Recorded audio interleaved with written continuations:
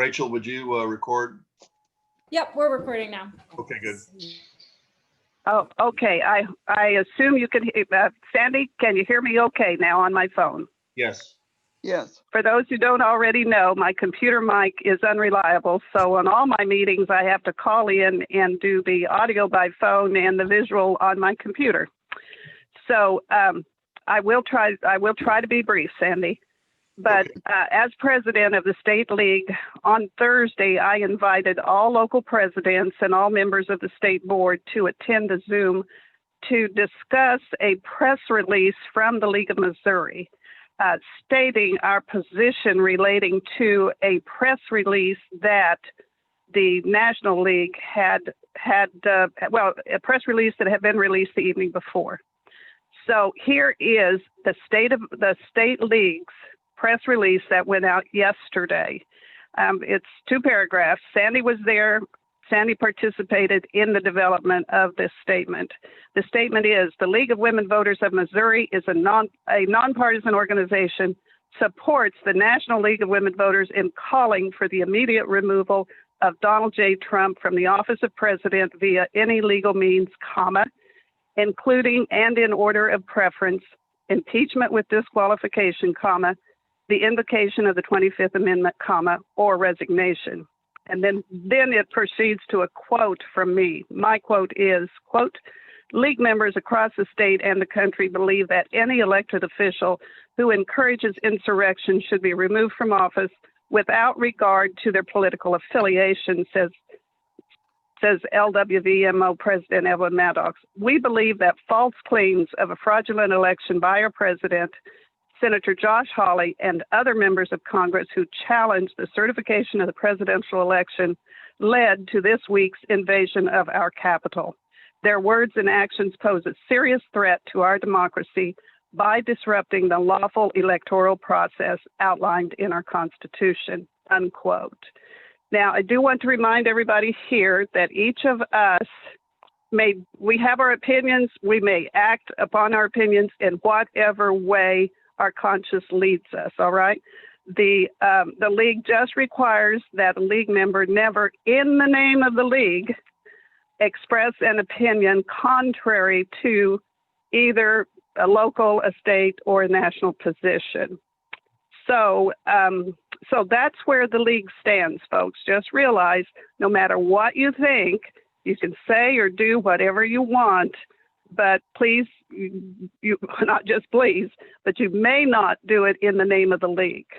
So are there questions, though, about, now I want to say, too, that I personally, as soon as I joined the league and knew from the beginning about the nonpartisanship of the league, I was quite aware that my personal knowledge, a personal conviction is, when a person is elected to office, that person's political affiliation is irrelevant to the performance of their job in terms of adhering to the Constitution of the United States, adhering to the laws of the community or the state. So in my personal view, the political affiliation of anybody who did anything leading to this insurrection is just irrelevant. So now that's my personal opinion, my personal conviction. Sandy, what else needs to be said? Well, I think nothing. I think that other than there are opportunities to contact your representatives. And I think, of course, that's the thing to do and keep it up. We're going to look to write letters to the editor again about this, trying to get something out maybe tomorrow. So anyway, it's direct action by us against to our legislators. But today's meeting certainly has underneath it action and our intent of getting things carried out and not being passive. So with that, I am going to jump in. Oh, Sandy, may I interrupt just to say that I think the conversation today indicates that we members would benefit from a speaker who tells us about QAnon, which was a huge factor in what happened on Wednesday. QAnon and other organized groups who participated in the events that led to the, it was absolutely an insurrection. It was violent. It was a violent attempt to overthrow the works of our government. And, but I'd just like to know more about the groups that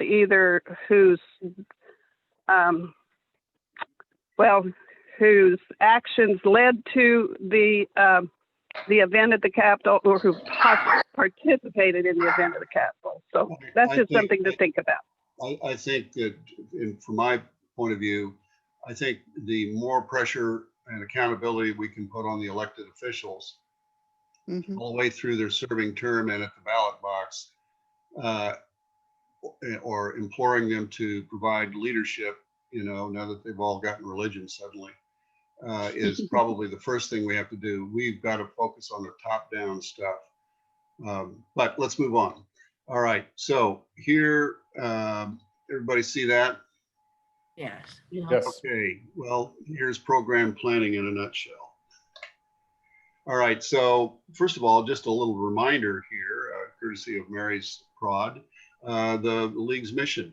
We're empowering voters and defending democracy, and we, like we've just been talking about, envision a democracy where every person has the desire, the right, knowledge, confidence to participate, and we believe in the power of women and men to create a more perfect democracy. So here's what program planning means for anybody that hasn't been involved in this. I've done a little summary. We do this every 2 years. On odd number of years, we're planning for 2021 to 23. And there's a process. And we have more detailed documents about this that people can refer to when we get into it. But today, we look for statewide topics that have the highest interest that we might take action on here at the state and locally. We look for all ideas from the membership based on the 2019-2021 guide that's current. And if there's no position, we research whether there's a national position. If not, we consider a statewide study and investigate whether another study exists that we can propose for concurrence. In other words, work off another state or other units work that's been done that we could adopt.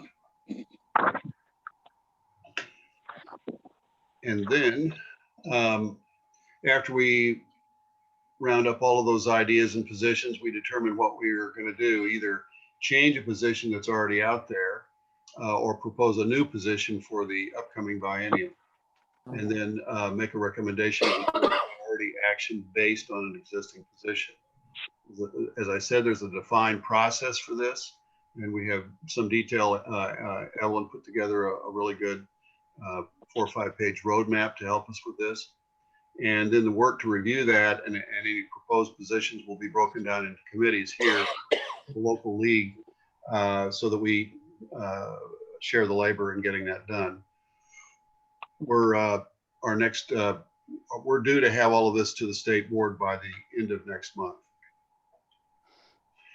The timeline, yes, at the end of February, we've got the positions are due to the board for consideration. On the 12th of March, they'll take a look at those changes and additions submitted by the local league. Our follow-up information for background and research and so forth is due on the 3rd of April. Then all of this leads to the state convention. Registration is going to be due by the 22nd of April, 1st of May for non-delegates, and then on May 15th is the business meeting. So that's a quick overview of this, and we'll put this stuff on the website. Okay, another item. Let's see. Got to make sure I get the right one here.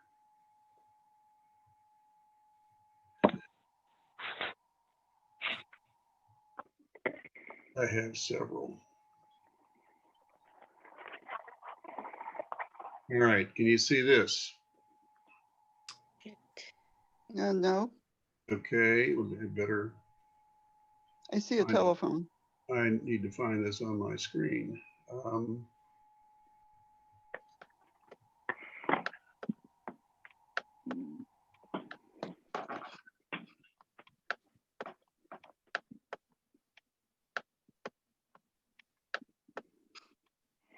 Oh, Hmm. Somehow that's missing.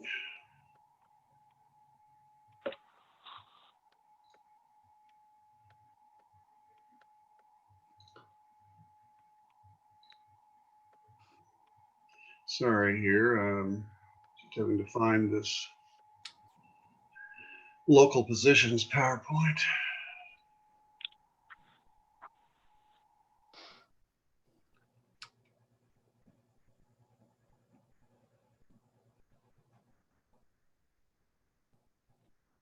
Embarrassing.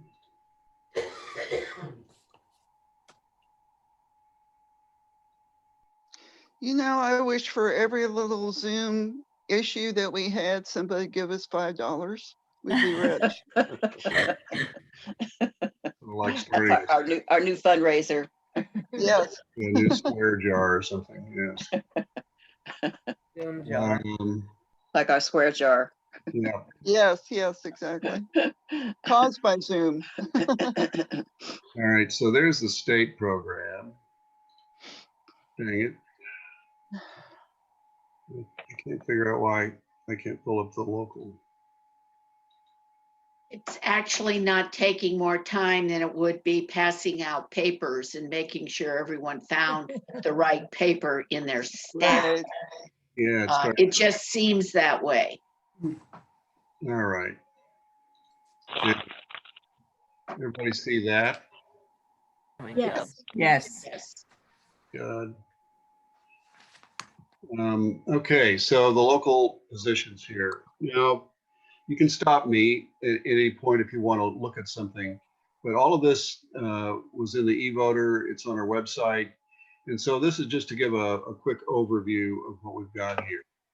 And I'm going to skip this part. So in education, Kansas City and Independence have, these are fairly old positions. But when we talk about education in these two units, these two areas, this is what we're interested in. I'll give you a minute to just kind of scan that. Our older position for housing looks like this. And it had kind of two components, a human resources and a housing side itself. In scanning these bullets, you can see what we're after here, which is quality, accountability, transparency,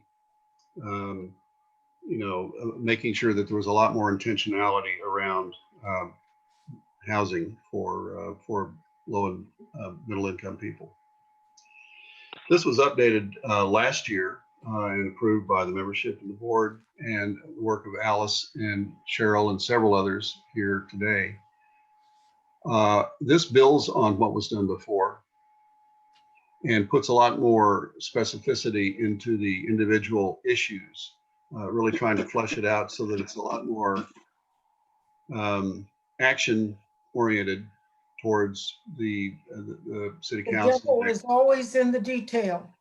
Yes, it is, absolutely. So I think that there was, because we updated the study, it was largely because the need hadn't gone away, in fact had increased, and the ability to speak more directly to the issues for the city government was a result. So this is what it looks like now. And it goes on. There are quite a number of points about this. It really looks to address vulnerable populations. It looks at how the planning of these developments occurs.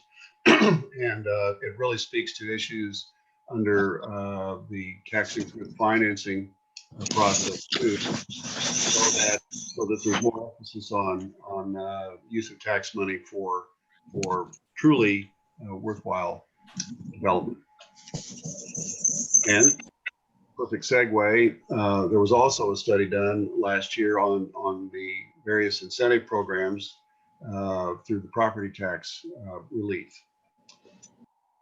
And you can see that this has got segments based on, just how you get this done, background checks, limits on the terms, defining blight more appropriately, having ability to participate in some of the benefits financially, and then the social and economic justice side, which needs to be more specifically addressed by our policies. So when we do a study and we update something, we're getting much better at developing more policy and technical based work. This is an older position, but it still sits in our portfolio of positions. Independent city positions, these go back a ways. Pauline, you probably know when these originated. Well, it's before my time with the league, I know that. Well, that puts it back a ways. Yeah, that's a long time. Clay County, Like in the 60s at least. Yeah. some things there. Their form of government, which has been spicy the last couple of years. In the news. Yes, kind of in the news. In Jackson County, broadly.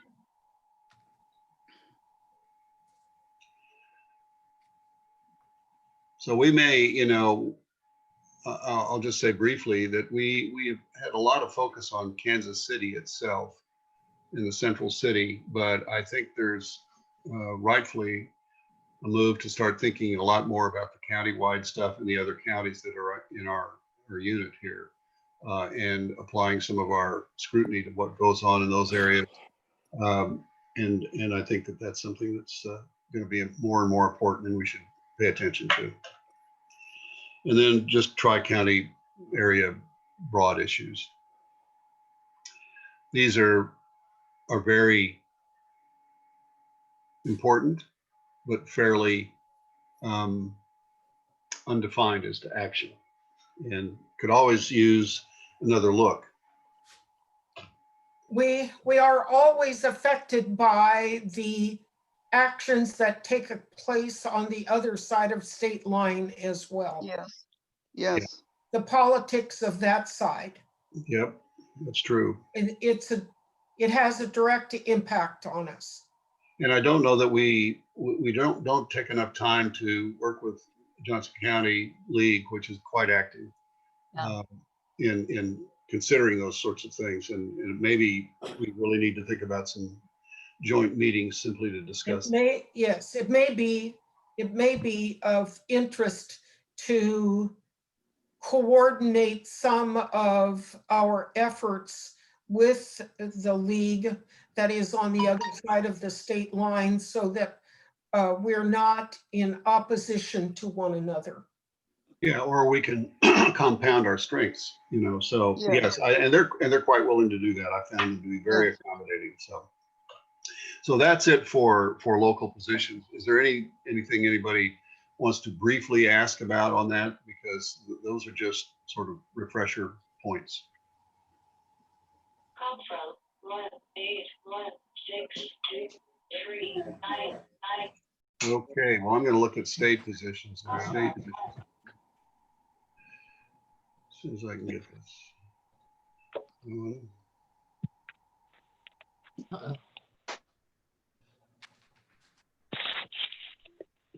All right, so here's the state.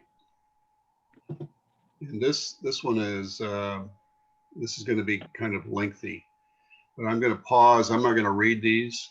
I'm just going to give about 10 seconds or so. If I leave a page fast, somebody say something. And you can see dates and the gist of what's here. This is a summary. The Guide to State Action is on our website. It's 85 pages. There's a lot of meat to it. But when we look at our positions and our priorities that we want to look at, we need to refer to the big document and find out where work has been done before and how we build on it or modify it or whatever. So with that, I'll just page through this briefly.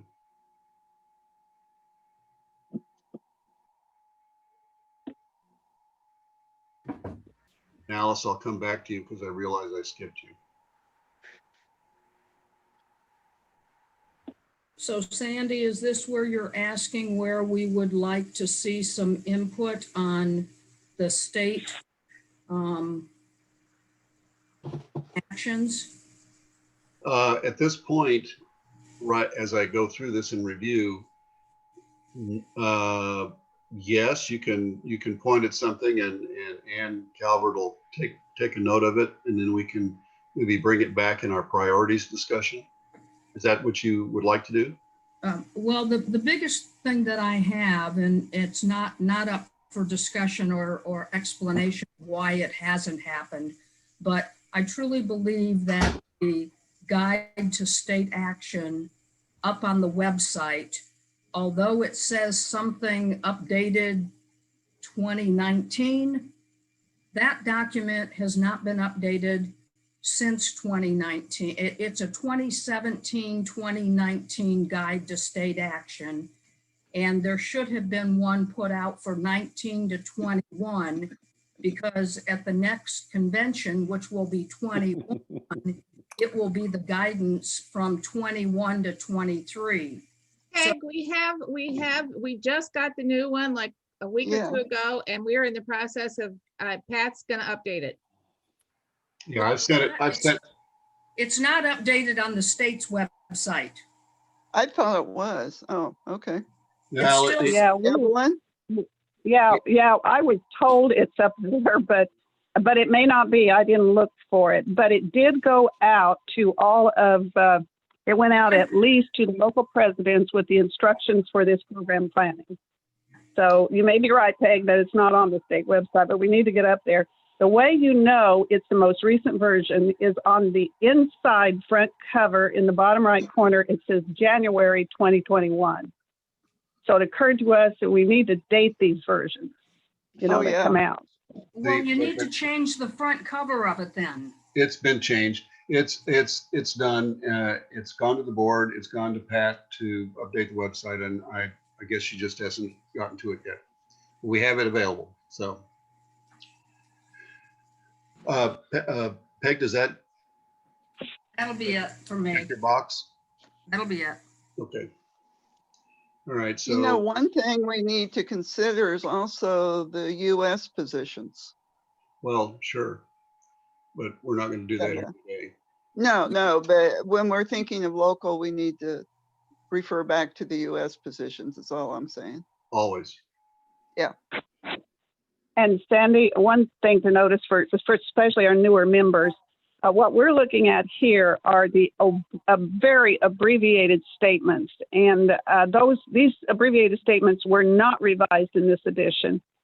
So if there is one area of interest, like judges, what you want to do is you want to go to the full state guide and look up the full position, because there may be something in it that's not actually reflected in the abbreviated language. Can I say something here? Yes, Dolores. Okay, because of an existing pre-filed education bill that we reached into the juvenile justice to support a position that the education committee could act on. And that is dealing with those faith-based boarding schools that the Kansas City Star has done an articles on. Okay.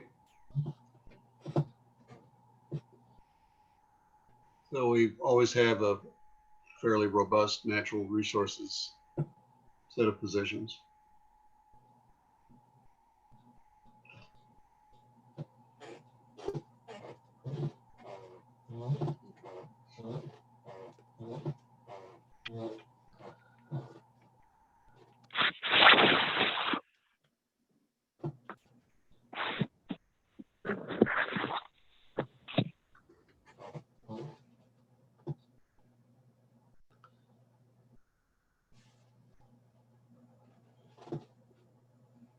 Yeah, I see there.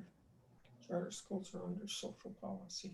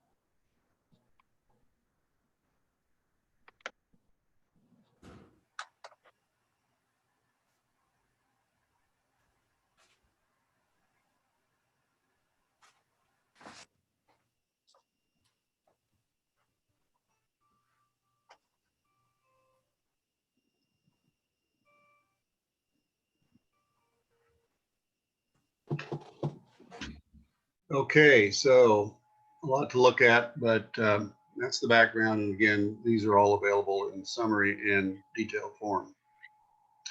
At this time, I think Allison and Peg, you want to talk a little bit about the paid leave study? Yes, as part of the planning process in the spring of 2020, we enacted a living wage study. And Peg, do you want to take it from there, how we got to where we are now? Yes, thank you, Alice. I was part of or I still am part of that group that meets twice a month. And back when we started in July after our annual meeting, we had the task of trying to identify where we were going to be going in terms of a living wage study. And we reached out to probably 8 or 9 different states that had done a study on living wage.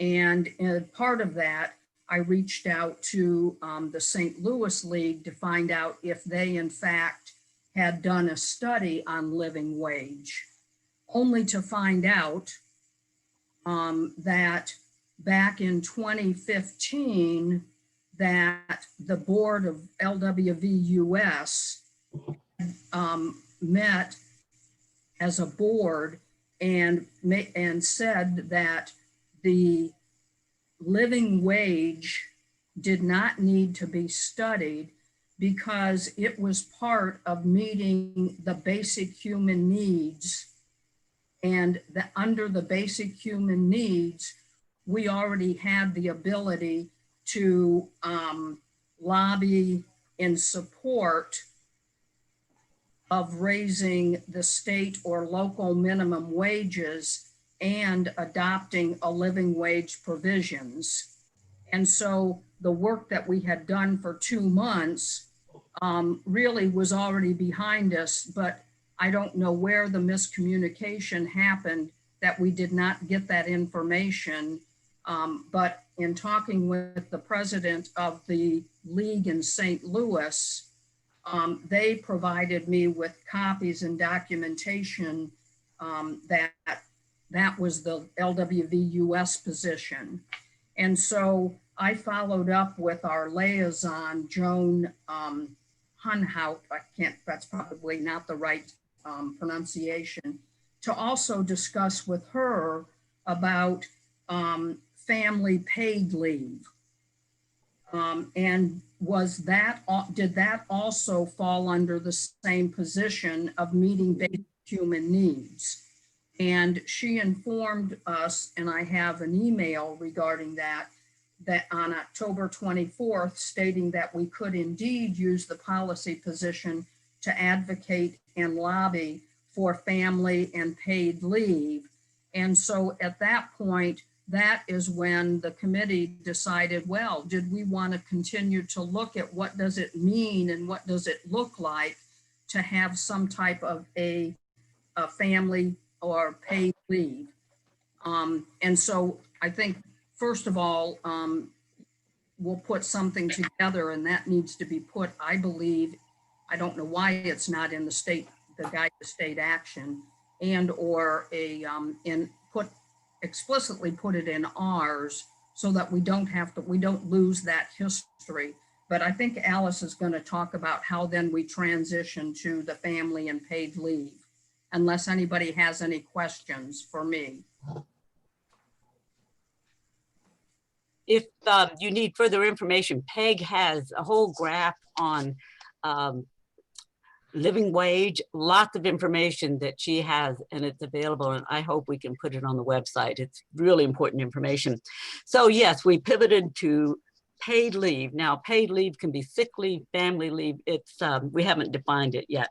But on our committee, which I would say is a wonderful committee, very hardworking, we have Judy Ansel, Stacy Bartlett, Cindy Cart, Rosemary Durkin, Sharisa Nadu, a UMKC economist, Peg Pendergast, Pauline Wasserman, and Allison White.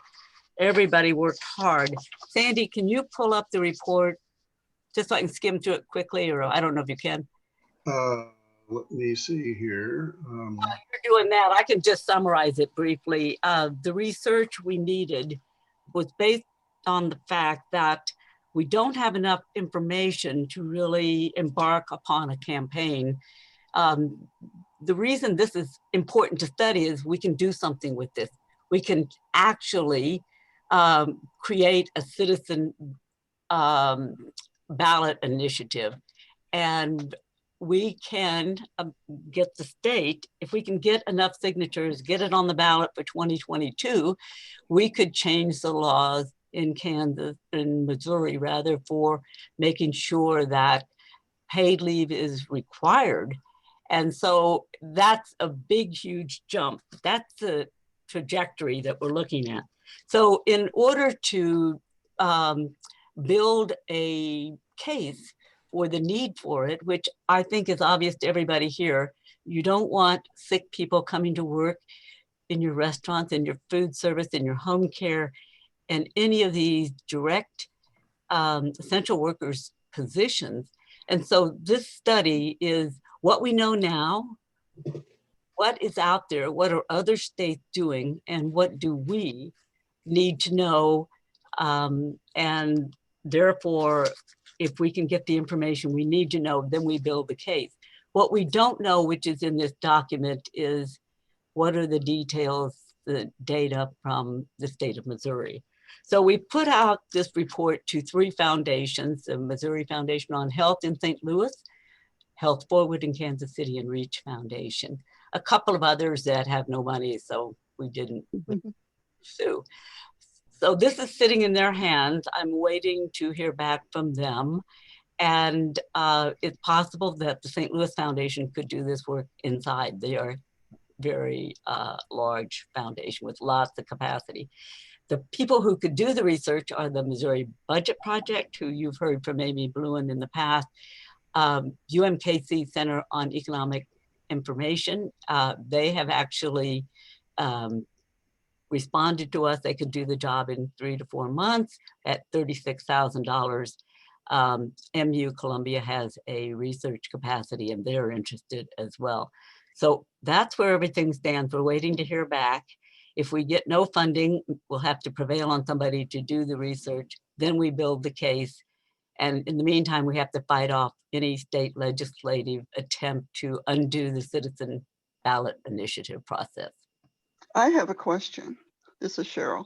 As a retired federal employee, I directly benefited from the 1990s federal, the Friendly Family Acts. So what I'm wondering, I think the laws are in place for the federal government. What about state government, city, or is this just applied to private industry? This is, the study is to get all the information we can. From anywhere. And who does it? And we have 4 models that we're looking at. And so, there's paid sick leave, there's expanded medical and family leave, earned, there's another model, which is you earn it. And so that's one aspect. There's the other aspect of how is the funding managed. So no, we don't have any focus other than getting the information. And then after we have that, we have to pick the model we like. However, Jobs is Justice is the one that will make an initiative process happen. So they may pick a model that is more politically pragmatic. Okay. Alice and Peg,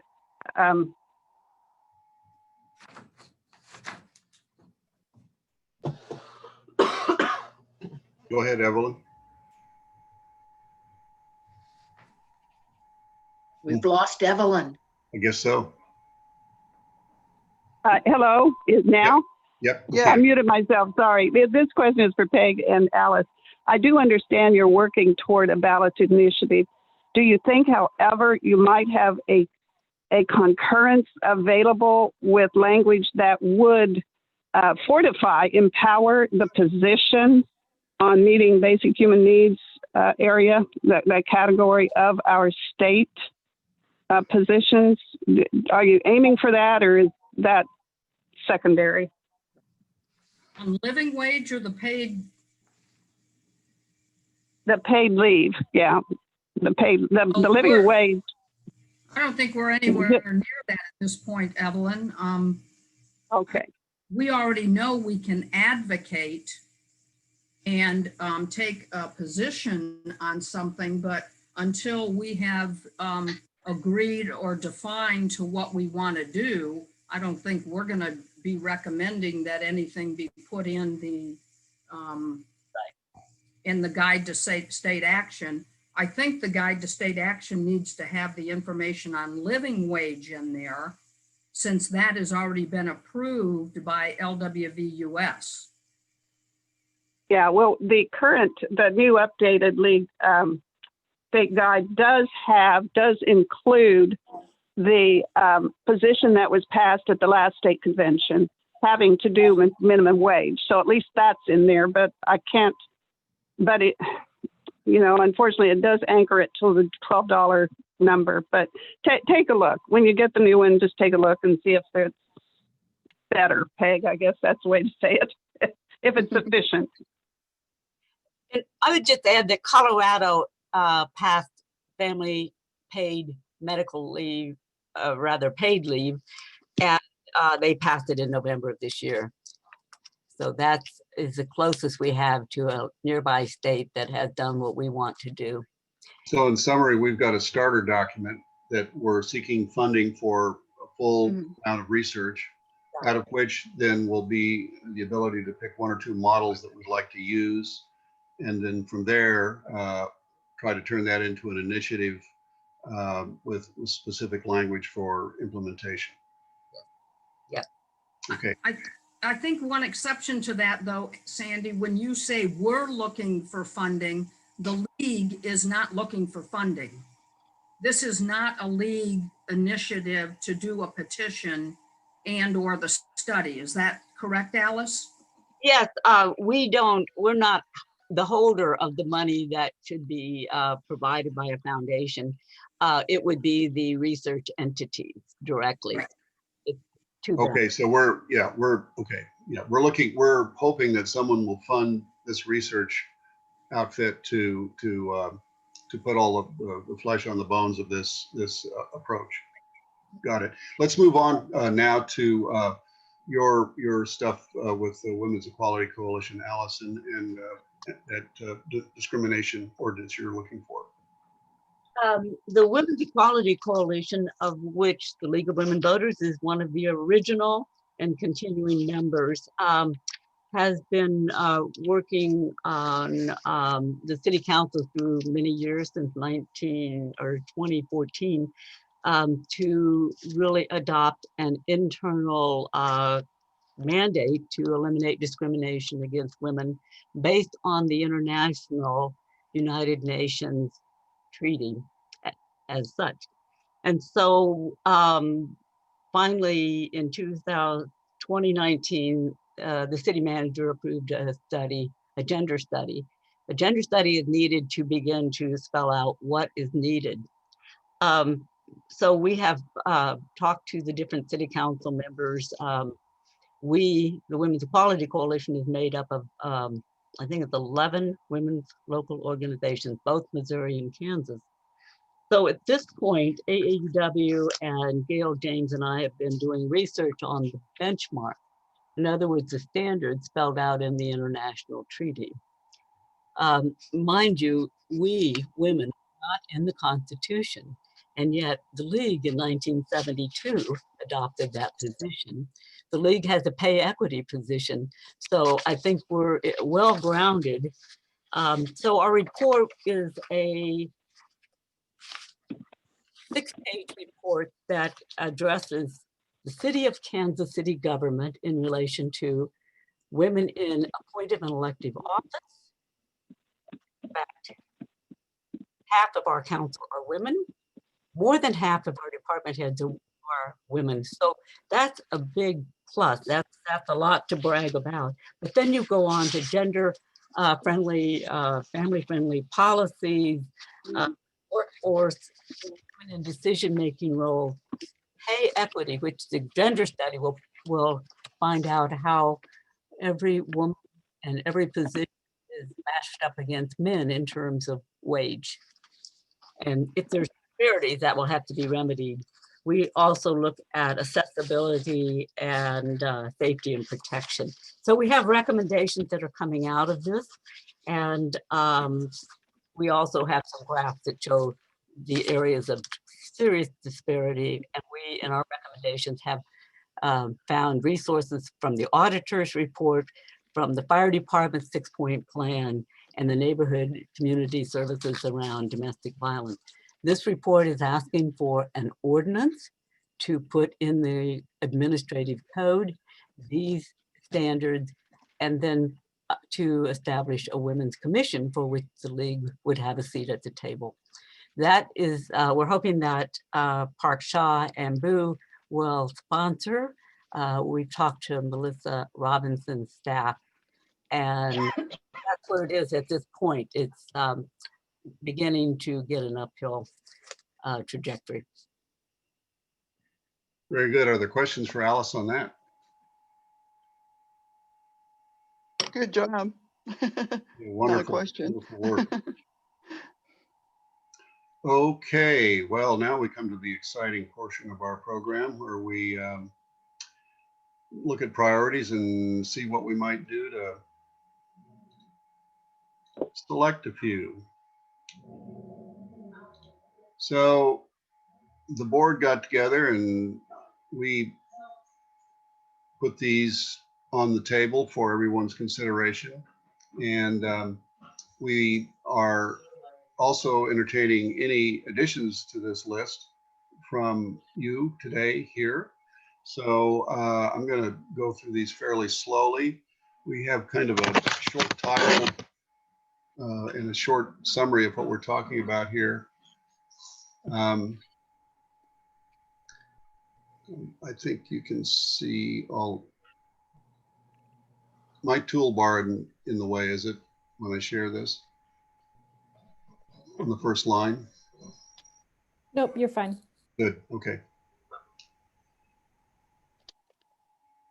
So social justice, racial justice, and educational and racial equality, voter rights, everything to do with voter rights, including other reforms, a fiscal policy, working on the tax system, and I think there's probably some updates and more targeted things about that could occur. So these are, by the way, these are not defined, fully fleshed out positions. These are topic areas that could get more specific language and focus to them. Climate change, there's so many things to look at there. Of course, gerrymandering, trying to get back to what we lost in Amendment 3.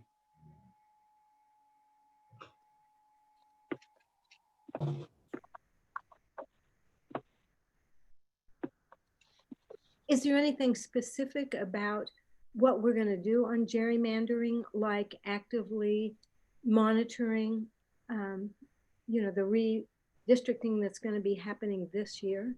Well, I think if we select our priorities out of this list, then the intent, and anybody older than me in the league weigh in here, but the intent would be on gerrymandering, yes, we want to put that as a high priority, and then that group would start to develop what it is we're going to do that augments the current state positions, things that follow national, and then how do we convert that into local action for Missouri?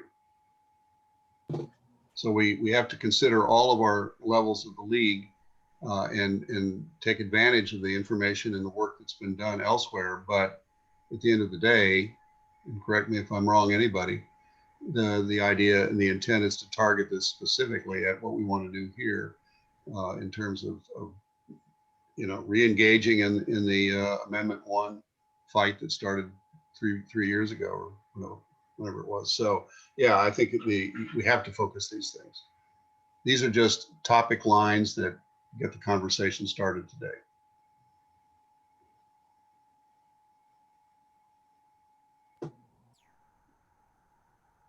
We've got 13 at this point. And we have not ranked them in order, by the way. They're just up here.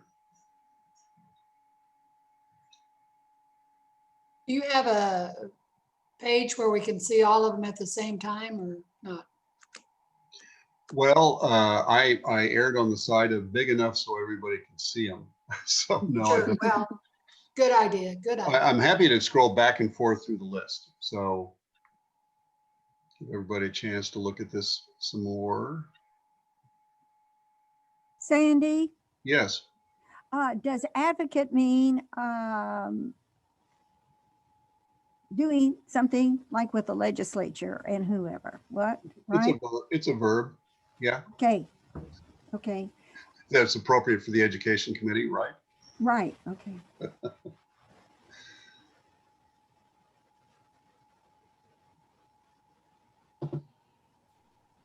All of these need to be, but we probably will have to narrow it down or get more people. Well, okay, so you cued me to my next thing here. We've got a poll with all of these items in them, and everybody gets to vote. And I'm going to ask that people pick their top 5, and we'll see how they shake out. And depending on the support for various issues, maybe we have some later adjustments to our approach. But at least I'd like to start on a real focus for each person to think of their top 5 here. And when you're voting, you'll obviously get to see all of these. Do you want me to launch the poll? I think we could do that because that still allows people to I see. did want to say one thing Yeah. before we take our poll. I would like for everybody to just consider foundational priorities, as in number 9. If you get the money out of politics, then maybe we can get politicians who are beholden to citizens rather than to donators. And so thinking about things from that perspective, that different kinds of legislators could provide the other priorities that we have if we take care of certain things first. Yeah, I mean, I think you can make the case for if everybody voted and had equal access to voting, we would also fight things from a higher ground. Yep. But and so, you know, some of these are positions, if they're fully achieved, they're high leverage, just as you're saying about finance, money, and politics. So but here we are at a state level and the local level, you know, trying to fight it out in Missouri. So gerrymandering could be said in the same fashion. So that's why absolutely these things become a tough choice in a lot of ways. But you know, we have a lot of members in our league now, a lot of people with excellent backgrounds for some of this work. We can divide up the labor and take on a lot of points. But from the other side, we want to make sure we do well around the things that we select. So Just kind of like a technical note, you'll see that there are 2 questions. You'll have to scroll down to see all the options. That's just because there's a limit to 10 possible answers for each question in a Zoom poll. So that's still all 13 that we're choosing amongst. And one step we failed to go through, and we can still do it, is did we leave anything out here that is distinctly different than these 13 points? And are we voting today? We are voting right this minute. We can So we go ahead and hit submit. Yeah, and Can you tell me? No. Can you Yeah, tell but me may I- quickly? Hang on, Ann. Can you tell me quickly what the last 3 questions are? Because I think you have to fill out the first. You have to choose from the first 10, and that before you can go on. I can't go on to see the second. There's a scroll bar on my screen, at least, where on the right, that I can just scroll down and see it. Yes. And I would second what Stacy said. I think, Okay. you know, as we pick these, I think we need to focus on the basics, focus on our priorities, and really think about, You know, why does the league exist? You know, we're all about voting. We're all about equality. And I think what Stacy said is, if you take care of some of these things and get the voting rights, you know, get voting correct, get equality, fair representation, then some of these other things can be can be outcomes of that.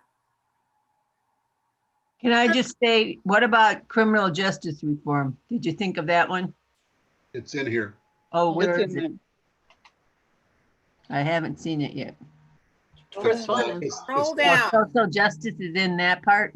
It's in Scroll down. It's in the last item under number 1. Except Sandy is, oh, any of us can scroll down. Oh my gosh. Yeah. And this is what we want to focus on this year, right? Yes. Yeah, may I comment on behalf of Dolores Blazer? She brought something to my attention, and this relates to education, folks. And Dolores, jump in if I don't say it right. But Dolores is very concerned, Dolores and others are very concerned about the children who go to school in a private school. Now, I've searched our positions, federal, the impact on issues, our state positions, and it's not clear. It's clear that those positions relate to public schools. It's not clear that there's anything in those provisions that I'm going to say unlocks the league to take a position on legislation that would protect that would provide oversight. That's what's needed, public oversight of private schools. So, Dolores, did I get that right? A concern in the education area? Well, there are 2 identical bills right now dealing with the faith-based boarding private schools. And that's the piece that is of concern right now, because there is no, if you read those 3 articles that the Star did, that's what we're concerned about. And the only place that I could find in our positions is a state position on juvenile justice. Because if you read that one, it would cover it. Because see, this bill is basically not under education when you read it, because they're talking about social services and court and all that stuff. So it really should be under social services. But since we don't have a committee for that, and it's dealing with children, Under education. we're putting it under education. And this is a hot bill. By that, I mean, it will probably get passed because, like I said, Wednesday, when the legislature convened, the first reading, and on Thursday, it was the second reading. Thank you, Dolores. It may come up for vote, but who knows in the Bible Belt whether it will be passed, because it's putting restrictions on things. My concern also is that other areas of the state may not have the information that we got, because we had the 3 articles in the Kansas City Star. So, and that may connect also to that they don't understand what is involved with that particular issue. Okay, Because, I want to curtail discussion on that. I'm sorry. And I want to focus on the survey, and I'm seeing, first of all, 19 out of 53 have voted, but I'm also seeing some concerns about the submit button not working and some iPad issues, and I'm not sure. I can't, my submit button doesn't work. With the issue with the submit button, I didn't realize this was going to be an issue. This is my bad. So if all of your top 5 priorities that you wanted to choose are in the first question, and you didn't want to choose any in the second, it won't let you submit. So I guess my suggestion would either choose something from the second survey, and you can like tell Sandy or I, and we'll, subtract a vote from that one, just so you can go ahead and submit it. For those of you who are on an iPad, if you tap your screen, you should be able to see somewhere a polling button, and if you click on that, hopefully it should pull up the poll. Yeah, it says polling in progress. If you just type the words, just tap the words, it should pop up. You know, I changed one, I took one out of my top 5 of the top 5. And I went to one below in education. It still won't let me submit.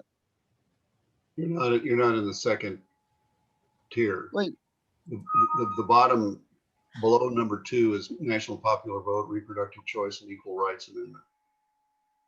Is there any way to prioritize these? I mean, I can't narrow it down beyond 6, and if I have to choose from the second group, it goes to 7. But I definitely have priorities. We want to limit everybody's voting to 5 and see where the results land. And then we're going to take another look at where everybody's interests lie. So you literally have to take away one of the ones from the top in order to vote for the silly one in the second. That's what I just did. We're guilty of giving you too many choices. So what people are doing, if you pick one from, you can pick 6. If your 6th one is from that second choice and you don't want to do one of those, just tell me which one it is. And I'm tallying them up. Some people are telling me in the chat. And so I can take away your vote from one of the 3 in the second question. It's just, I didn't realize that was going to be an issue for being able to submit. Okay. Yeah, use the chat for that. Well, And we do need to remember, this is planning for the next biennium. It's not really planning for this legislative session. I mean, of course, it's a reminder of what's critical right now, but this is planning for the new biennium beginning in basically June, locally and state. So it's planning for the next 2.5 years. And are we Yeah. going to have a modified ranked choice vote? Meaning if with all these selections, if it comes out very clear that certain ones are not going to,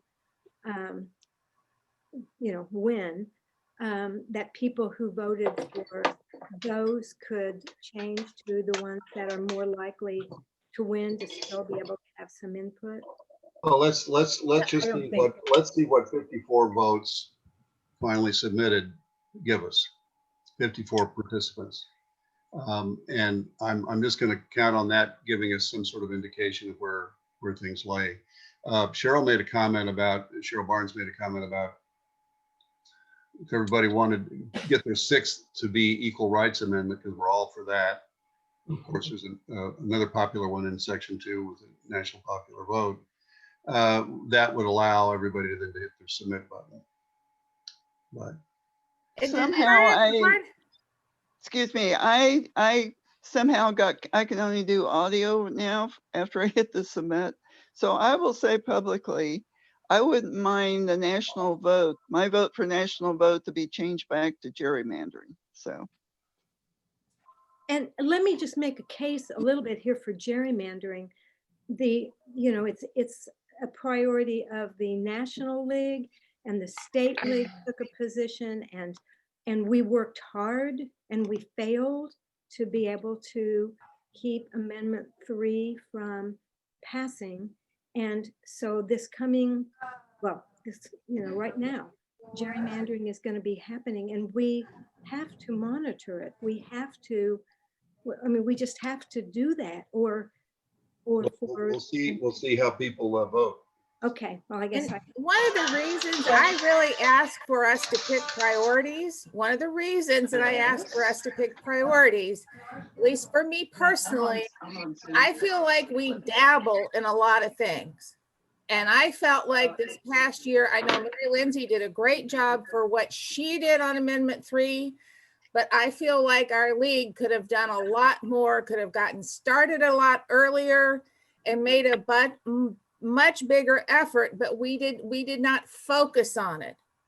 And so I think we need to say, what are our real priorities? What are our top priorities as a league that we want to focus on, we want to make happen, because we're not going to make all of these things happen. And so let's pick a few priorities, make those happen. And then the next time we can pick some of these other things as priorities. But if we try to work on all these things, we're not going to get the focus. We're never going to get any of them done. And gerrymandering is totally topical. I mean, they are going to be working on it now. Yeah. 2 years from now. Right. Or gerrymandering and. Every 10 years. Wasn't very long after. I turned the copy on It's it. on the Right, list. Yeah, okay. It's on the list. Question. I would, Or gerrymandering and voting rights not separate? To me, they're related. They are, but they're all related. But they are different. I mean, One is allowing people to vote, the other one is fair representation. Right. And They're so there's distinctly different. There's actually three kind of distinct areas within voting. There's, are you qualified to vote? Can you get registered? The other one is, how hard do we make it for you to vote? Like, do we make you wait in line for 10 hours? Can you early vote? That kind of thing. And then the third one is fair representation, which National Popular Vote Compact and gerrymandering are all fair representation issues. I need 8 more voters. well, I just want to add the thought that although you may be thinking you're voting for 2 years from now, some of these things, if they're the priority, will be for this legislative session. Right. These things start now. Yeah, could I just, this is completely off the subject. If you're not speaking, could you mute yourself? We're getting some background noise from other people's homes. So if everybody could mute themselves and only unmute when they're speaking. The people who are talking are distracted. Can our tech people mute people? Yeah, they should be able to. Everybody that's a speaker? We could find out who they are. And let's be aware, our objective is to make sure the positions in the state guide and the local positions are sufficient to allow the league to advocate in the way you want to about what's wrong. So, don't forget, read the positions. Do they allow the league to take action on what you want to take action on that critical issue? And I think all of these align that way. Yeah, I think our issue, we have a lot of positions. We have positions at the wazoo, as far as I'm concerned. What we need to focus on is action, advocacy. And I know we've been having conversations in the board about having an advocacy committee and picking and I look at this as helping us pick, what do we want to advocate for? There's things what do we want to die on the sword for? There's things that we support, and then there's things we're willing to die on the sword for. This to me is, what are we willing to die on the sword for? I need 6 more voters. We're voters first. We're about voting. We're about voter rights.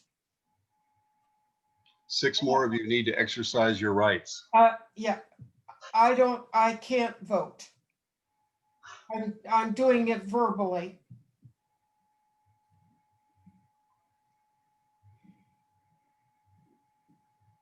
Is anybody else still having a hard time? Rachel and I can't vote. There's 56 people on this call and 54 possible voters.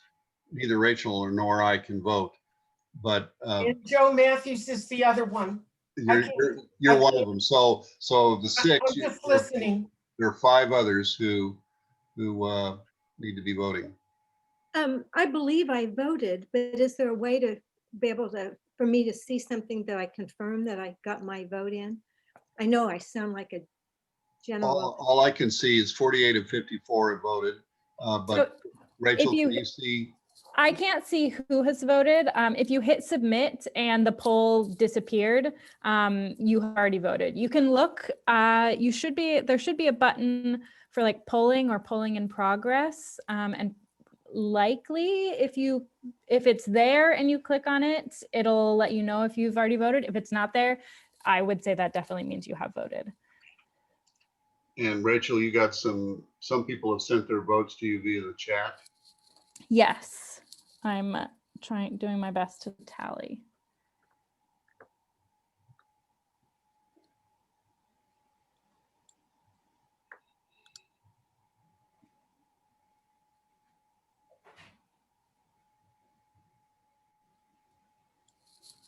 We're sort of stuck on 48 of 54. Can anybody respond on chat that they haven't been able to? And if they haven't been able to, put the short title of your top 5 in the chat to Rachel. I have Cindy Cart's votes, but I believe that's the only. Joe, can you do it?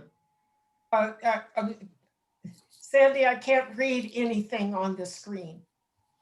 Oh. So, you can't. I'm listening. I'm listening. Okay. The other thing, Sandy, is anybody that's called in on the phone, I don't think can vote in the poll. Yes, I just did. This is Cheryl. Well, you're on the screen. You're not calling in. Yeah, You're I did. on your phone on the Zoom. That's different than calling in. Oh, I got you. Okay. So anyone that called in, and we've got Evelyn, I think, on here twice. So that's also included in your Hey, there you 56 go. person count. You're right. I was able to vote. I got it. I had it on the screen. I voted and submitted. But you're right. I Mary. believe I did. Maybe I didn't submit. Right, Evelyn, you did. You may have, but you're shown on the Zoom twice. You're shown on the Zoom with your computer and you're shown on the Zoom with your phone. So you're counted. I know. You're counted in the count twice, but it says 56 people, but there's really 55 people that are participating because you're in the count twice. Well, I submitted once. That's all. Yep, that's it. Because I have to use my phone for vocal, and and then I use my screen for visual. That's why I'm on there twice. But I submitted once. It looks like you're registered to vote twice in the 56 count. I voted once. I know, but you're registered twice. So there's fraud. So we claim fraud. Oh, she only voted Oh my once. God. But that's You why, can that's impeach why me. you're not going to get 100% participation at the polls. All right. All right. You can impeach me. All right. Has everybody voted one way or another, either through chat or through the poll? Thank you, Dan. Wonderful.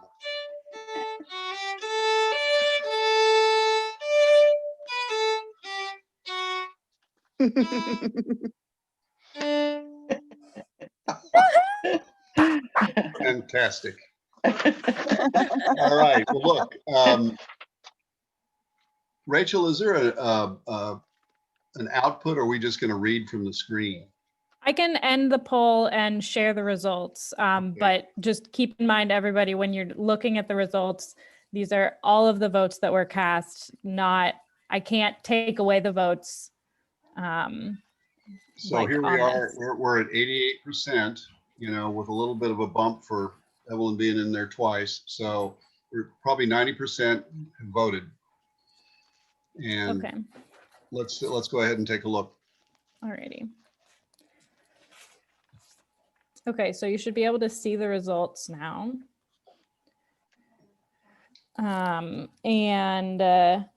Sandy, I can tell you to take, Sandy, do you want me to tell you how many votes to take away from things?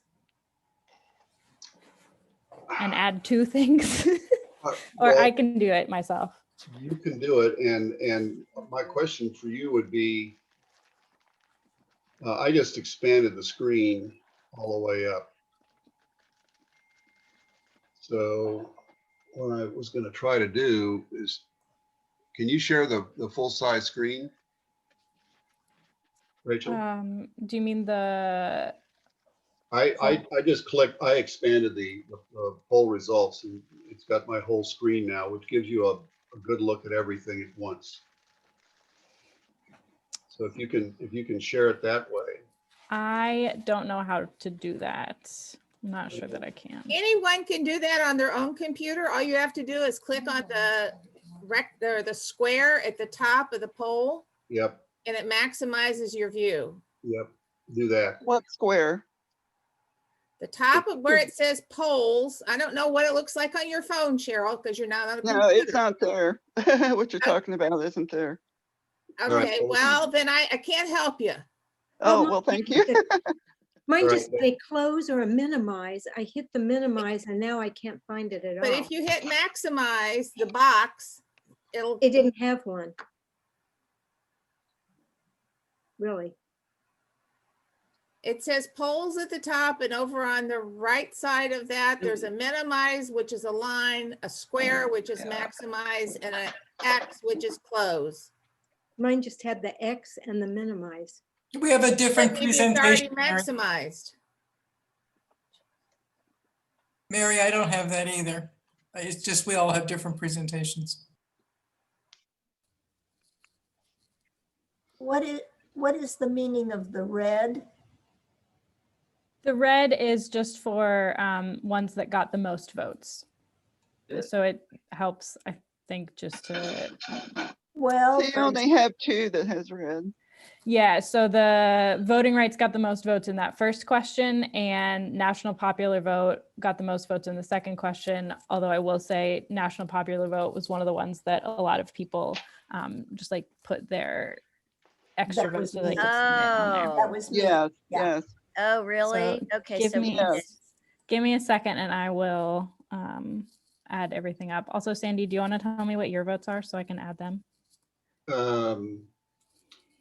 Yes. Well, I don't have the poll in front of me anymore. Rachel, can you share your screen since you have it big, I think you said? I don't have it big. Oh, who said they did? Oh, well. Well, it looks like gerrymandering took number 2, but yet it doesn't have red underneath it. Huh. Okay. And of course, national popular vote, if we had that, we wouldn't have had the mess from the last 2 months. True. Just something. Or to the think about. mess the last 4 years, for that matter. Or the mess for the last 4 years, Or and last the, month, yeah. and Good the point, 8 Elizabeth. years starting in 2000, et cetera, et cetera. So. And we have a committee, and Nat LaPeek is representing Kansas City on that committee. But it isn't a priority, because if it's not a priority, we're not going to focus on it as a league. But I'm picking priorities. What are we going to focus on? What are we going to make a big effort on? But if someone is interested in that, they can still do that, can't they? We aren't saying you can't touch that. Correct. Didn't say Correct. that, but what's the league going to focus on? What are we going to focus our efforts on? That's what this is really all about. Well, and if the National League comes out and says, hey, we've got this grant money and you guys want it, and it's going to go after the national popular vote activities, I bet you that'll change somebody's opinion about whether we'll get on the bandwagon or not. And right now it is a bill in both houses of our legislature. Right, so there'll be some activity that even if we don't want it to be an issue that we'll spend a lot of time on, it'll be an issue that we may send out some take action on. My understanding is that we've got priorities, and then we have committees, and this advocacy committee that Mary referenced earlier is our acknowledgement that we have got to get ahead of issues at the state level. We've got to be timely. We've got to be focused on our actions. We've got to have impact. And so the advocacy committee is intended to help guide the subcommittees under it. Mary's education committee would be one. We think there's a local, state, and national subcommittee structure that ought to be standing. Maybe some of these are ad hoc and come and go as issues dictate. But that the advocacy committee is part of an early warning system, part of a guidance system about how the committees are structured, so that we know as a board what the intent of the committee is, what their focus is, what their outcomes are, what the resources need to be, and so forth, so that we're aware of that. Now, I have advocated, or overusing that term, for the fact that this committee, advocacy committee, is equal to the board in terms of being responsible for spotting issues in a timely way and directing our attention and focus towards them.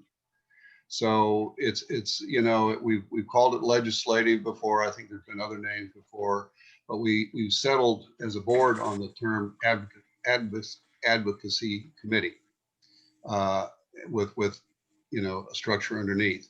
And I think that it's intended to not let things slip by. It's intended to be more intentional about issues arising. So to me, NPV is part of that group, and I don't think it loses any steam on the basis of our priorities. I think it's just set up differently. So we're not changing our effort there, in my view.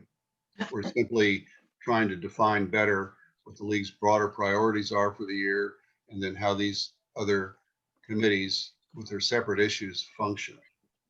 We have enough members, and especially enough members with increasing expertise, that maybe we could cover more. But still, we have to make the issue of focus a key factor in our decision making. As Cheryl says to me, like committee restructuring, we're sort of just moving the furniture around. So that's kind of, it's not a major shift. It's simply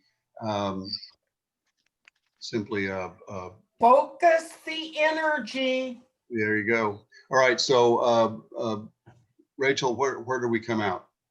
Tell us what they won. Okay, so I'm gonna share my screen. I added and subtracted all of the votes and put it in a thingamabob. And so this is with all of the adjusted stuff, but without Sandy's vote, because Sandy didn't tell me his vote. That's all right. And I sorted by most votes to least votes. And it looks like there's a relatively clear divide with the top 5, but. Is it on the screen now? Yes. Yes. Oh, I still have the old one version. Well, she's got a Google Sheets up here that shows the tally. Are we all supposed to see it? Yep.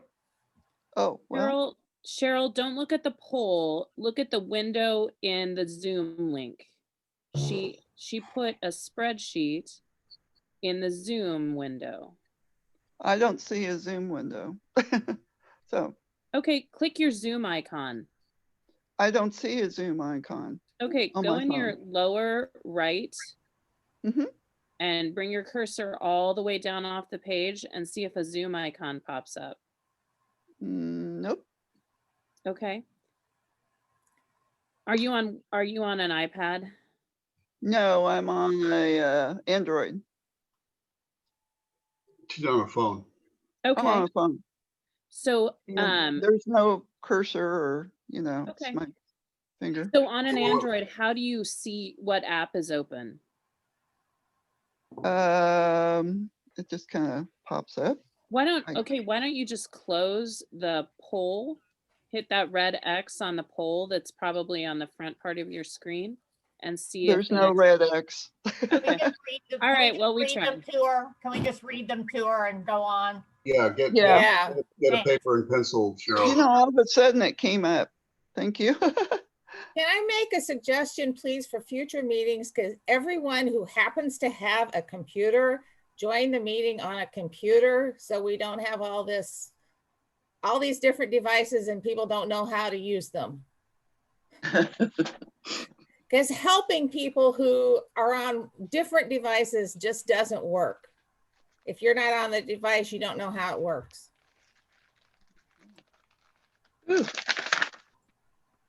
Okay, so just recapping here, voting rights, 47 of the majority of the votes there. Gerrymandering got 38. campaign finance reform 26, social justice 23, national popular vote 22. And then we jump down 2 at 18 for education and health. And then criminal justice, 2 of that, and equal rights amendment, and so forth. So I say we've got the top 5 sorted out here. Voting rights, gerrymandering, campaign finance, social justice, and national popular vote. Good choices. Yeah, Great choices. and these are the league's blocking and tackling that we do every year. So this is a good thing. Did you But- take out the ones that didn't want the national popular vote but had to vote for one of the lower ones? I did, yes. Okay. Okay, and so what does that mean about Medicaid expansion? Social justice. It means that, yeah, and it means that the advocacy committee, suddenly says we've got an effort for Medicaid expansion, and I assume, pick up a subcommittee to deal with that in the legislature this year. Am I wrong, anybody? So basically, we focus on the top 5, but that doesn't mean we can't do something along the way on another issue. That's what I'm getting to. So Right. old hands, Donna, Evelyn, Margie, Pauline, am I in error in saying that? Oh, I don't think so, no. But, the I emphasis. think we need to have a discussion as to how this advocacy committee is going to work. And I guess my expectation is those top 5 are ones that the advocacy committee would be working on strategic plans for and really developing a plan for. Correct. And really leading for the league. Correct. The other ones, I wouldn't necessarily expect the advocacy committee to be spending a lot of time on, because they're not our priorities. To the extent that there, like Dolores is going to continue with the education side. And I would say that if she's got a committee that's been staffed up and they've got a plan, personally, I don't know why we wouldn't make sure that we've got the right oversight on it and let it run. Or a national popular vote. Yeah, I can tell you that at the state level, tracking the funding of the Medicaid expansion is high priority. Just tracking the implementation of Medicaid expansion is a high priority for this session, for sure. Probably, and if it needs to go beyond, it will. And the same with gerrymandering. It's I don't know if it takes 2 years or if it will all be accomplished in 1 year, but at some point it will have been done, and we'll have to give up influencing it even more, whatever. But the dialogue here at this point, gerrymandering made the list. But the dialogue for me at this point is we've got our priorities. We should focus on those. That's what we're going to put our initial efforts into. But that doesn't mean that other issues in the list can't be addressed by committees, by subcommittees, with the guidance of the advocacy committee, which is intending to make sure it's well structured, well intentioned, good outcomes defined, and some sort of a plan. I want to see that these subcommittees in these things that fell outside the 5 are well organized. And is the advocacy committee the legislative committee? What? Well, this is the name game that's been going on. Yes, I think it's probably what was once called the legislative committee, but we felt like advocacy was probably the right, broader name. We could talk semantics all day long, but yes, that's the intent. It might be more inviting, also enticing to people. What I really care about is that work gets done that makes an outcome. Yeah. So can I speak about the gun control issue? Sure. Look at the death rate in Kansas City. I'm kind of shocked that not more people thought about gun control. Because to me, if we don't do something, and I've read so many articles where Missouri with their lenient gun laws is really a bad state. So I would be willing to work on that if anybody wants to do it with me. But I think there are other organizations that are really active and that are tackling that problem. So it seems to me that, you know, our members could certainly work with other organizations in addition to ours. And I do that already. And I just am kind of shocked because to me, that's just so integral to life. I mean, this state is really I mean, when you have the NAACP telling African Americans not to come to Missouri, then I think we have a big problem. absolutely. But But this is similar to the environmental committee or climate change issues that you know, Sometimes, there's some really good organizations here, climate, CCL, LCV, and Sierra Club, all together have a lot of power. We should be partnering with them in our environmental committee. Also, again, if we take care of some other issues and are able to elect representatives who are more inclined to deal with people rather than donors, they'll address those things. This is Dawn. I agree with that. I mean, gun control is a huge issue, but there are other groups that focus only on that. The Sierra Club is a wonderful environmental group, and they actually came out nationally in support of getting rid of Trump, which is an unheard of action for the Sierra Club. But I'm pretty happy with our voting priorities in this poll because it focuses on our core issue of voting and education. Well, I'm still hoping that our March meeting has a focus on environmental concerns for Earth Day, but a focus on local issues and social justice issues and voting. You know, who you vote for makes a big difference. Well, and exactly, and I think we, can take into account candidates' positions on the environment. But I think that falls in the top 5 that were right. voted. That's how I'm thinking of focusing. Right, and we have our 5 or 6 top priorities that we would actively push for, but that's not to say that when a bill comes across the screen on one of the others that we can't, support a bill without having a huge program in place to support it. Well, and again, the climate issue is a social justice issue because who lives in those areas? Those areas that are polluted are people who live there are usually people of color because they can afford to live there. So, again, when you go to social issues, justice issues, you're really talking about gun control.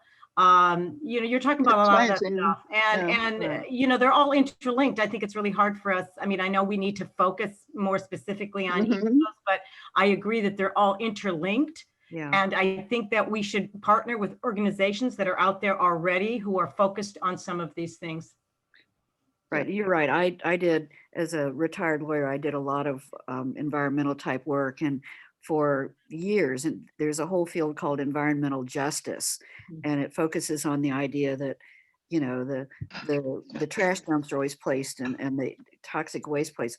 They're in the poor neighborhoods. Those are the folks that are impacted. So it is a social justice issue and a voting issue and a legislation issue that I think the league should take notice of when a bill comes across the front yard. Sandy, our third priority is social justice. Under social justice, you could have subcommittees, education, environmental science, and so forth. They provide the educational basis that the league uses to inform the voters. So your notion of advocacy, that's where it needs to focus in that. Let me try this out for Evelyn, Donna, and others. We've got 5 priorities now. It's my understanding that we need 5 working groups to take these and start working through the procedural stuff to get our positions tuned up, sharpened for February the 28th. So the notional language that we attach to each of these topics is just there to give you a little flavor of what it could be about.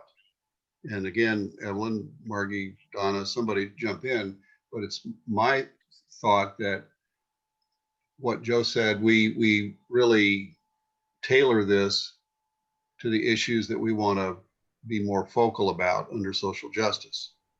Yeah. So that is a starting point, just a notional title to get us working on something more clear based on current state positions and national positions, correct? This is Lavera Stedham, and I am a new member, Afro-American, also new to the state. I think you guys are getting hung up on the weeds in the weeds. You're doing a wonderful job. The draw for me to the league was your education. Yeah. So those 5, I'm just shocked at gun control, but hey. We realize that we have to have a plan and we have to have some priorities. So I don't think just because you have those 5 priorities, it takes away from any of those other things. So I think if you could just agree on the priorities, you're doing a wonderful job. Just keep doing what you're doing with education.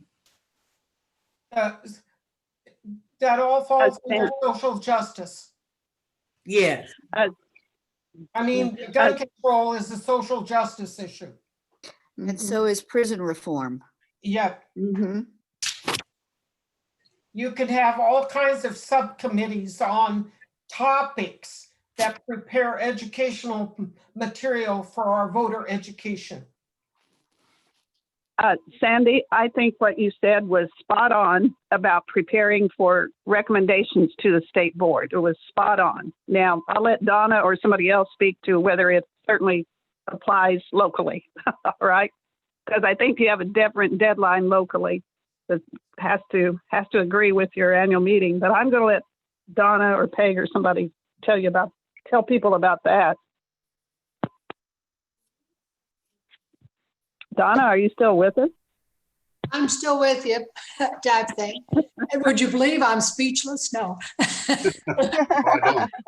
I just put on the chat because of the legislative session being right now that people may want to go in and sign up for fastdemocracy.com so they can follow bills that they're interested in and such. And, you know, I think let's move ahead. Let's get this organized. And there are things we'll do right away. And there are things that are more long-term and like you say, we'll be bringing to the annual meeting.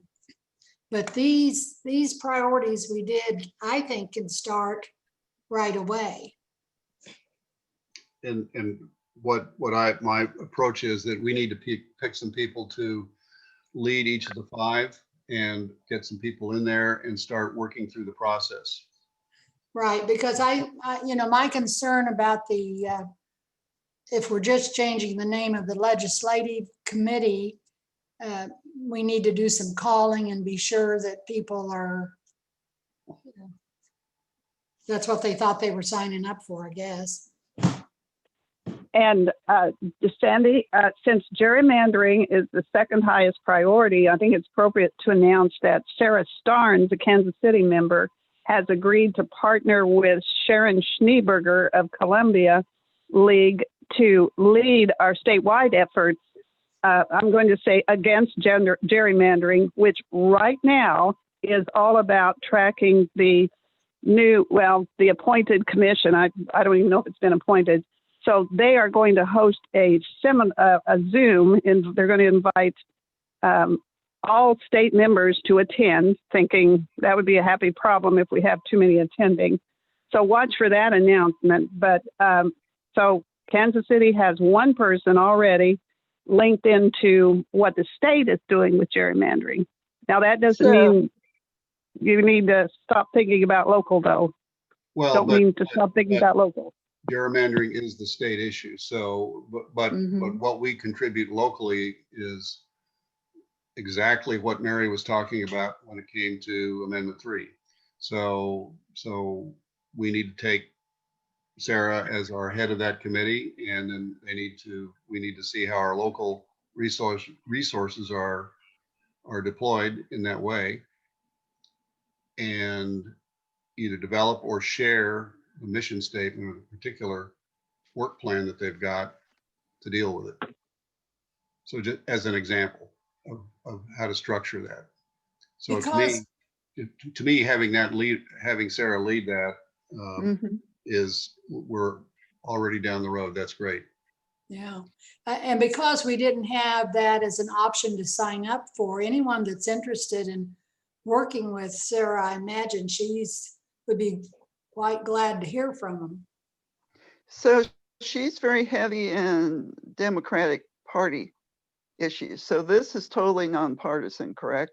Because I Correct. respect Sarah, but I'm just raising the issue. If she's Oh, speaking she- for the league, she is being nonpartisan. Right. Okay. And she is keenly aware of the need to be nonpartisan.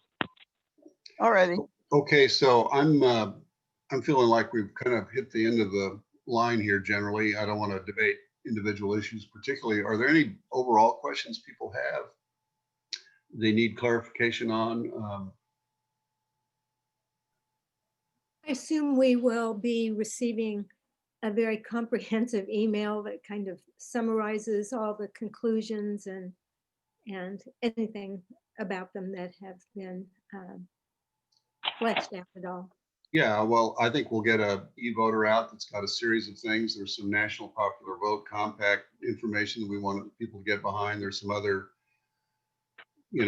action items writing your senator about current events. And then we'll publish the top 5 priorities. So yes. And they'll also have the minutes for this meeting, but give me a little bit because I want to review the recording. Is it your violin playing that you're concerned about, or you want to do over there? Do we want to make an announcement about our February meeting and invite everyone back? Oh, Pauline? Well, yes, of course. And we were going to focus on the legislature and what legislative bills are, there's like over 600 that are filed, which ones will make it through. And I'm trying to get 2 legislators to speak to us, a Republican and a Democrat. I hope this works out. I haven't gotten replies yet. I've been working with Dolores Blazer on this February program, and it was a very good one because we've got to, we want to focus on the legislature and what might be coming up. So anyway, that will be the February meeting, and the March meeting will be environmental, and the April meeting will be on Alice Kitchen and Cheryl Barnes and Peg's program on paid leave. So we have some good meetings ahead, I think. And just keep an eye out in your meeting planning, Pauline, for hot legislative topics arising. If there's anything that we maybe want to on the fly pick somebody up to talk about. Yes. Okay. I was really glad to see 55 people at the meeting today. Somehow Zoom is facilitating bigger meetings, which is good. Mm-hmm. Always happy to hear any feedback from anybody to me personally on email about how it can be better, or any suggestions at all. So with that, shall we call it a day? Definitely. All right. Thanks, everybody. Really appreciate your Thank you input. all. Thank you. Thanks, everybody. And Rachel, everybody. Bye, everyone. Yes. Thank you. Stay healthy. Yes. Happy New Year. Thank Stay you. safe. Bye. No. Down to here.